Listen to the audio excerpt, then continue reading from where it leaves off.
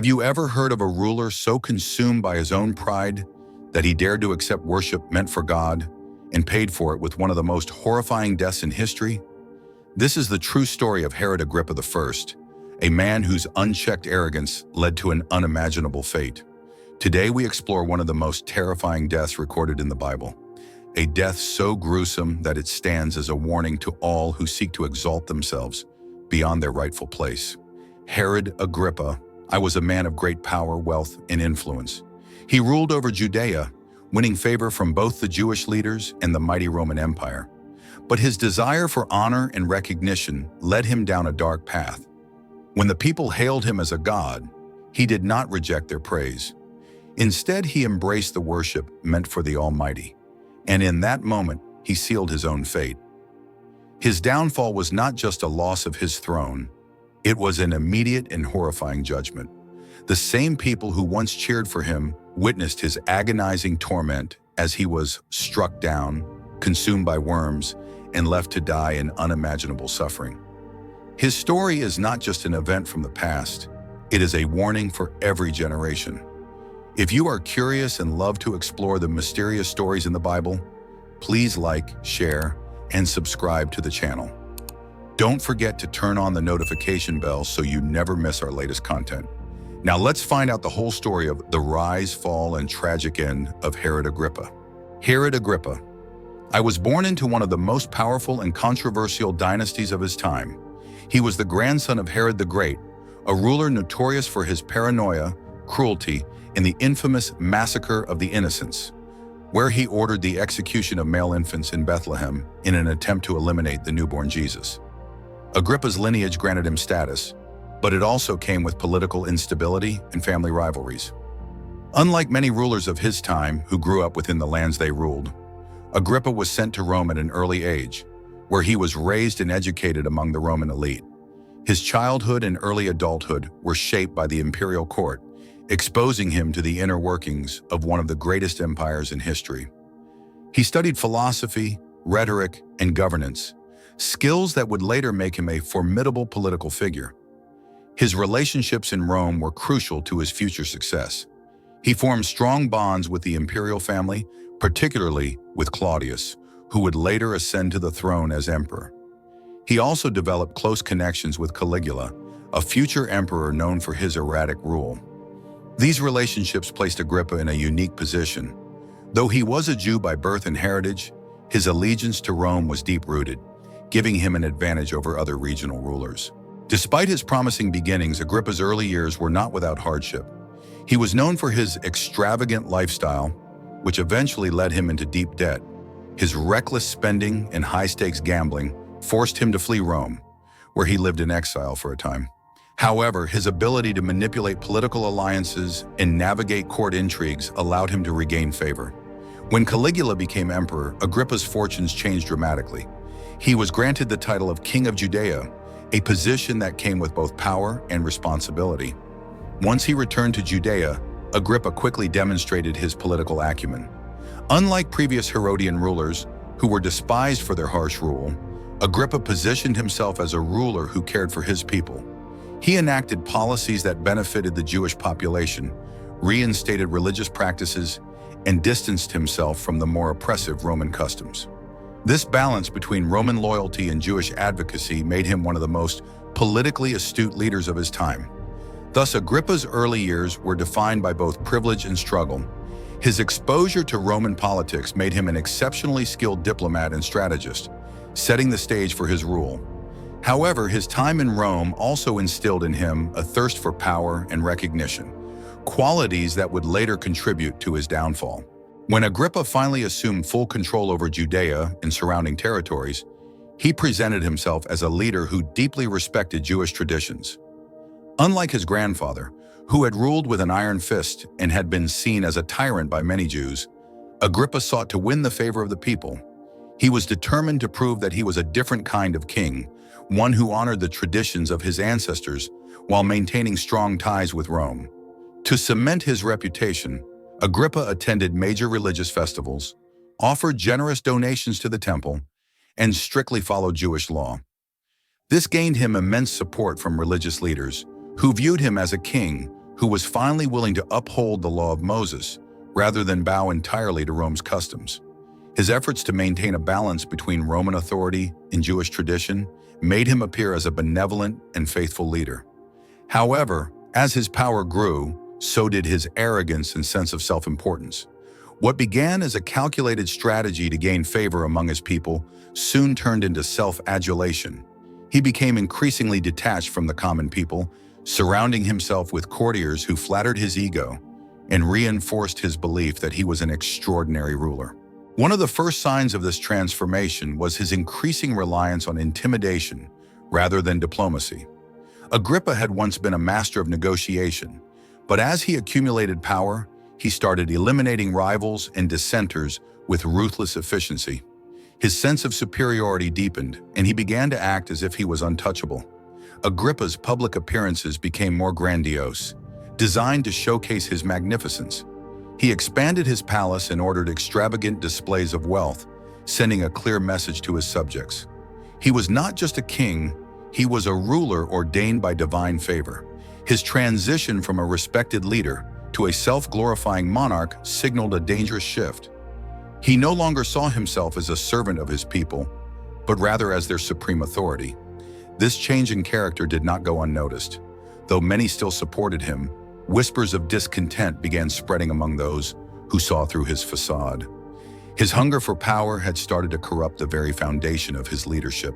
One of the most defining and darkest moments of Agrippa's rule was his ruthless persecution of Christians. Initially, his interest in Christianity was purely political.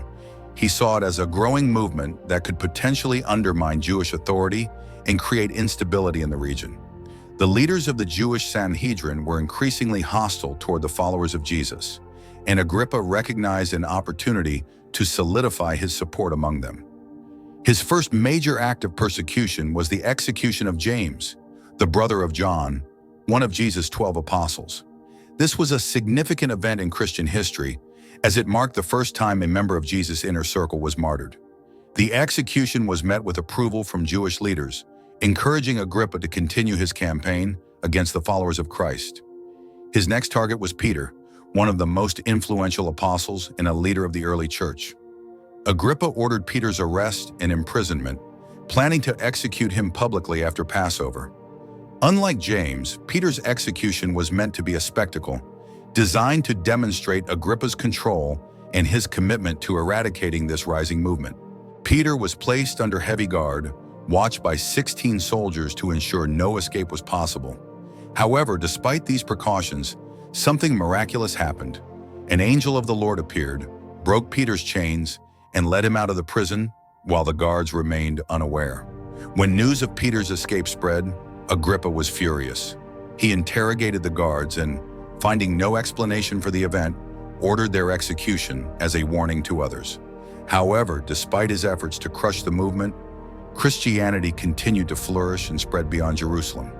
The persecution of Christians was a pivotal moment in Agrippa's reign. Though it temporarily increased his favor with Jewish leaders, it also revealed his desperation to maintain control. Rather than a ruler confident in his authority, he had become a man consumed by fear of losing power. His increasing paranoia and need for validation from religious authorities set the stage for his eventual downfall. Agrippa had reached the height of his power, but the very forces that had helped him rise, his ability to manipulate political alliances and his hunger for dominance, would soon become his undoing. His next actions would lead him down a path from which there was no return. Agrippa had reached the pinnacle of his rule, and with it, his sense of self-importance had inflated beyond control. To the people, he was no longer just a king, he was a ruler of divine favor, one who seemed to embody both Roman strength and Jewish devotion. But there was still more power to claim, more reverence to command. One of the most defining moments of his reign took place in Caesarea, where Agrippa arranged an extravagant festival attended by high-ranking officials, foreign dignitaries, and representatives from the cities of Tyre and Sidon. These two cities, reliant on Judean resources, had come to seek Agrippa's favor, and he knew this was an opportunity to assert his supremacy. The festival was not merely a political gathering, it was a carefully orchestrated display of power and divine authority. The amphitheater in Caesarea, a grand structure capable of holding thousands, was filled with spectators eager to witness the king's majestic presence. The air was thick with anticipation as Agrippa, knowing full well the impact of spectacle, made his entrance at the peak of the day, ensuring the sunlight would enhance the brilliance of his silver-threaded robe, giving him an ethereal, almost supernatural glow. On the day of the grand event, Agrippa appeared before the crowd dressed in a robe woven with silver threads, its shimmering brilliance reflecting the morning sun. The sight was mesmerizing, as if the very heavens had adorned him in divine light. As he stood on the elevated throne, the people erupted into thunderous applause and worship, shouting, "This is the voice of a god, not of a man." The city of Caesarea was a significant backdrop for such an event. Built by Herod the Great, Agrippa's grandfather, it stood as a monument to Roman power and Jewish ambition, a fitting place for a ruler seeking divine recognition. The architecture, the temples and the amphitheaters all contributed to an atmosphere where grand displays of wealth and power were commonplace. Instead of rejecting the blasphemous praise, Agrippa welcomed it, basking in the admiration of his subjects. He had spent years molding his image into one of divine authority, and now he was finally being recognized as something greater than a mortal king. He saw himself as invincible, as one whose power could not be questioned. Historians believe that Agrippa's hunger for admiration was not just a personal trait, but a political strategy. By accepting divine status, he sought to secure unwavering loyalty from his subjects, solidifying his control over both the Jewish and Roman factions. To those watching, he was no longer merely a man, he was a manifestation of celestial power. This was the moment when Agrippa crossed the line, from a ruler who sought divine favor to a ruler who dared to claim divinity himself. Agrippa's acceptance of divine worship did not go unnoticed by the heavens. His failure to give glory to God was the final act of defiance that sealed his fate. As the crowd continued to chant praises, a sudden wave of pain overtook him. His confident, godlike stance collapsed into a body writhing in agony. According to historical accounts, including those of Josephus, Agrippa was struck by an intense pain in his stomach, one so unbearable that he collapsed on the spot. The same crowd that had worshipped him mere moments before watched in horror as their so-called deity twisted in suffering. The divine punishment had been swift and undeniable. The same man who had persecuted Christians, who had basked in false glory, who had accepted worship meant for God alone, was now brought low before everyone. Ancient texts often speak of rulers meeting their downfall due to excessive pride. Agrippa's fate mirrored that of Nebuchadnezzar, the Babylonian king who, after boasting of his own greatness, was driven into madness by God's judgment. The theme of divine retribution was not new, but in Agrippa's case, it was shockingly immediate. It is said that at that moment, Agrippa understood the gravity of his actions, but it was too late. His pain was not just physical, it was a clear sign of divine retribution. The mighty king, once draped in silver, now lay crippled in the dust, helpless and abandoned by those who had cheered for him only moments earlier. His guards and advisors rushed to aid him, but no remedy could alleviate his suffering. Physicians who had once been at his beck and call could do nothing to stop what was unfolding before them. The irony was profound. The man who once held the power of life and death over others now faced a fate beyond his control. Agrippa's suffering did not end immediately. For 5 days he endured excruciating pain that no physician could alleviate. His body began to rot from within, eaten by worms while he was still alive. The stench of decay filled his chambers, a gruesome contrast to the divine image he had once projected. His condition was so severe that his closest advisors and servants fled from him, unable to bear the sight or the smell. The mighty ruler who had once commanded the adoration of thousands was now isolated in his agony, awaiting the inevitable. The imagery of being consumed by worms is particularly significant. In Jewish tradition, decay and corruption were seen as signs of divine judgment. Isaiah 14:11 speaks of prideful rulers brought down to the grave, their bodies eaten by worms as a symbol of their complete humiliation. Agrippa's death aligned eerily with these prophetic warnings. In his final hours, Agrippa may have recalled the very scriptures he once upheld, now realizing he had become a living testament to their warnings. His suffering served as a public spectacle, a chilling lesson that none could ignore. On the final day, as his body weakened beyond repair, Agrippa was left to confront the truth. He was not a god. He never had been. And now his life, his power, and his kingdom were slipping from his grasp. Finally, his suffering ended. Herod Agrippa. I breathe his last, his body consumed, his legacy forever stained by the arrogance that had led to his destruction. In the wake of his death, many who had once praised him now distanced themselves, unwilling to associate with his tragic demise.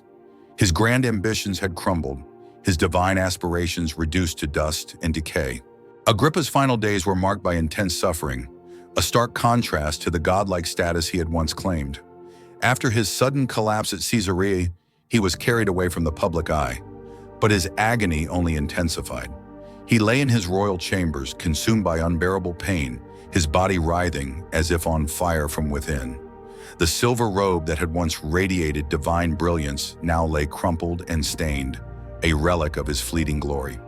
His condition deteriorated rapidly. Physicians, the best that the kingdom had to offer, were summoned, but their efforts were in vain. The nature of his affliction defied medical explanation. His body began to swell, his stomach distended unnaturally, and his skin took on a ghastly pallor.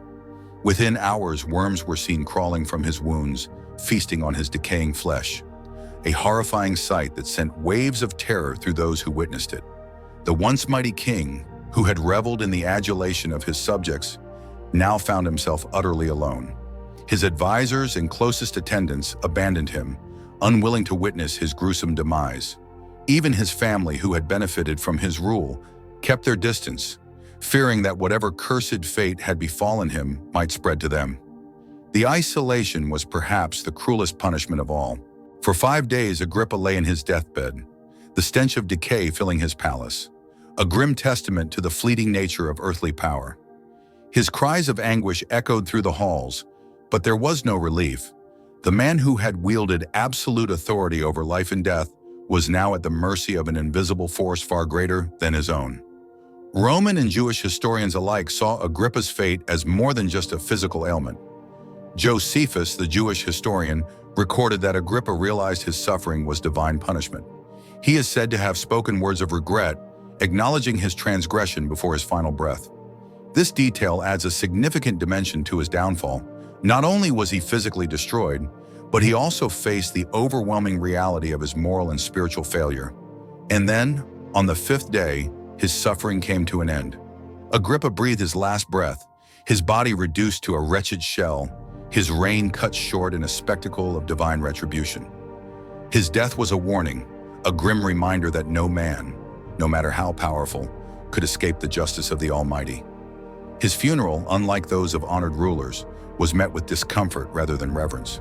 Though officials ensured he received the burial of a king, the people whispered among themselves, knowing that his end was not one of a leader who left a lasting legacy, but of a ruler who had been struck down for his arrogance. Agrippa's downfall was not just a historical event, it was a profound spiritual lesson. His death mirrored the warnings found throughout Scripture about the dangers of pride, arrogance, and self-exaltation. The Bible repeatedly emphasizes that those who seek to glorify themselves above God will ultimately fall. Proverbs 16:18, "Pride goes before destruction, and a haughty spirit before a fall." James 4:6, "God opposes the proud, but gives grace to the humble." Agrippa's fate was not unique. Throughout history, rulers who overstepped their bounds and attempted to claim divine status were swiftly humbled. His story echoes other biblical accounts of divine judgment. King Nebuchadnezzar of Babylon, who after boasting of his own greatness, was struck with madness and lived like a beast for 7 years, until he acknowledged the sovereignty of God. King Uzziah, who arrogantly entered the temple to offer incense, a duty reserved for priests, and was immediately struck with leprosy. Pharaoh of Egypt, who refused to let the Israelites go, and was ultimately drowned along with his army in the Red Sea. The common thread in all these stories is clear. Those who seek to elevate themselves above God will inevitably be brought low. No earthly power, no matter how great, can stand against divine authority. Even outside of the biblical narrative, history has demonstrated time and again that unchecked pride leads to ruin. The Roman Empire itself, which once seemed indestructible, eventually crumbled under its own arrogance and internal corruption. Leaders throughout history who have claimed absolute power have often met tragic ends. The lesson remains timeless. No human authority can claim what rightfully belongs to God. While few today claim to be gods in the way that Agrippa did, the sin of pride remains as dangerous as ever. The desire for power, recognition, and personal glory continues to lead people astray. In the modern world, arrogance manifests in different ways: social media and self-promotion. The digital age has made it easier than ever for individuals to glorify themselves, seeking validation through likes, followers, and online status. The thirst for recognition can become an obsession, leading people to prioritize image over substance, self over God. Corporate and political ambition. Many leaders today, whether in business or government, fall into the same trap as Agrippa, believing themselves to be untouchable, above accountability. Corruption, abuse of power, and moral decay often follow, reminding us that unchecked ambition leads to downfall. The rejection of faith. As society grows more secular, many people place their trust solely in human achievements, dismissing the need for divine guidance.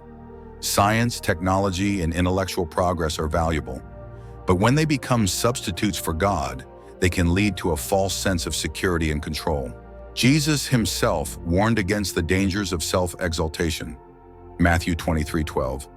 For those who exalt themselves will be humbled, and those who humble themselves will be exalted. Agrippa's story serves as a cautionary tale, a stark warning against the perils of placing oneself above the Creator. It is a reminder that true greatness is found not in power or status, but in humility, service, and obedience to God. Ultimately, Agrippa's legacy is not one of greatness, but of wasted potential. He had the opportunity to be a just ruler, to honor the God of his ancestors, to leave behind a legacy of righteousness. Instead, he chose the fleeting glory of self-worship, and for that, he was utterly and publicly destroyed. The lesson for us today is clear. Seek not to elevate yourself, but to humble yourself before God. For in the end, his kingdom is eternal, while all earthly power will fade to dust.